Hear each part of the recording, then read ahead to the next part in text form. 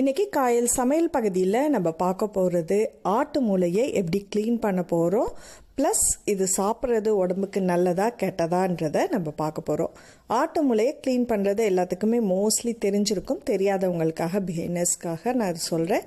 So ஆட்டு மூளையில் மேலே இந்த மாதிரி ரெட் கலரில் நரம்பு மாதிரி போயிட்டுருக்கும்.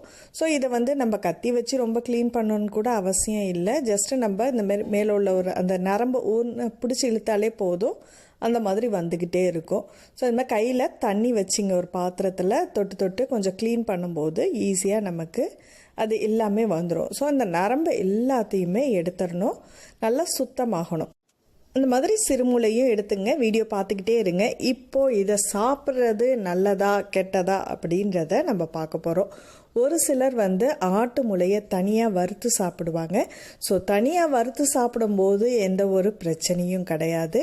அதில் நமக்கு கண்களுக்கு குளிர்ச்சியை தரும்னு சொல்கிறாங்க, புத்தி தெளிவாக இருக்கும், நினைவாற்றல் அதிகமாகும் அப்படின்லாம் நம்ம படிச்சிட்ருக்கோம். அதே மாதிரி ஆண்மை குறைபாடு உள்ளவங்க இதை சாப்பிட்லாம் அப்படின்னு சொல்கிறாங்க. ஸோ அப்போ என்ன, இதுக்கு ரொம்ப ரொம்ப நல்லது தானே, அப்போ எடுத்துக்கலாம் அப்படின்னு நினைக்காதீங்க. இதில் நிறைய கொலஸ்ட்ரால் இருக்குது, அதுவும் எல்லாருக்குமே தெரிஞ்ச விஷயம்தான். தெரிஞ்சாலும் நம்ம சாப்பிட தான் செய்கிறோம்.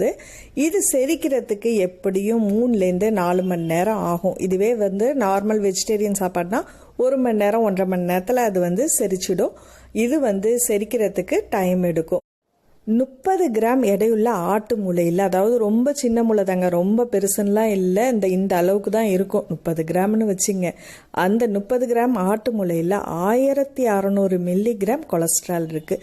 இது நீங்கள் தனியாக சாப்பிட்டீங்கன்னா எந்த ஒரு பிரச்சனையும் இல்லை, யாருமே நம்ம தனியாக சாப்பிட மாட்டோம். ஸோ அது கூட ஈரல் வறுவல், நுரையீரல் வறுவல், சௌரட்டி வறுவல் எல்லாத்தையும் சேர்ந்து சாப்பிடும்போது நிச்சயமாக ஆப்பு உண்டு. ஸோ அதனால் அந்த மாதிரி சாப்பிட்றவங்க அதை அவாய்ட் பண்ணிடுங்க. ஸோ முடிஞ்ச வரைக்கும் இதை காலையில் எடுத்துக்கிறதுக்கு பாருங்கள். அப்புறம் 1 மணி நேரம் கேப் விட்டுட்டு மற்ற உணவுகள் சாப்பிடுங்க. அப்போவும் லைட்டான உணவுகளாக எடுத்துக்கிட்டால் நல்லது. இப்போ அந்த மாதிரி ஃபுல்லாக இப்போ க்ளீன் பண்ணுறதை பார்ப்போம். இதில் க்ளீன் பண்ணியாச்சு. மேலே உள்ள அந்த ரெட் கலர் நரம்பெல்லாம் எடுத்துட்டு தண்ணியில் போட்டு கொஞ்சம் நல்லா அலசிடுங்க. உடச்சி விடாதீங்க. உடச்சி விடாமல் முழுசாக க்ளீன் பண்ணாதான் நல்லாயிருக்கும். ஸோ இங்கே இப்போ பாருங்கள், க்ளீன் பண்ணி எடுத்தாச்சு. இப்போ மேலே எந்த ஒரு அந்த ரெட் கலர் கோடும் நமக்கு தெரியல. இதை சமைக்கும்போது நமக்கு அந்த ஸ்மெல் வரும். அதனால் கொஞ்சம் மஞ்சத்தூள் போட்டு திரும்பவும் தண்ணி ஊற்றி நல்லா அலசி எடுத்துட்டிங்கன்னா அதுக்கப்புறம் நம்ம பொரிக்க ஆரம்பிக்கலாம். அடுத்த வீடியோவில் எப்படி பொரிக்கிறதுன்றதை நம்ம பார்க்கலாம். ஸோ இந்த மூளையில் கொலஸ்ட்ரால் அதிகம்தான், சாப்பிட்றதும் எப்படி சாப்பிட்றது தான் முக்கியம். ஸோ 1 அல்லது 2 காலையில் இது மட்டும் சாப்பிடுங்க, உடலுக்கு ஆரோக்கியம்தான். நீங்களும் ட்ரை பண்ணி பார்த்துட்டு உங்கள் கருத்துக்களை எங்களோட ஷேர் பண்ணிங்க.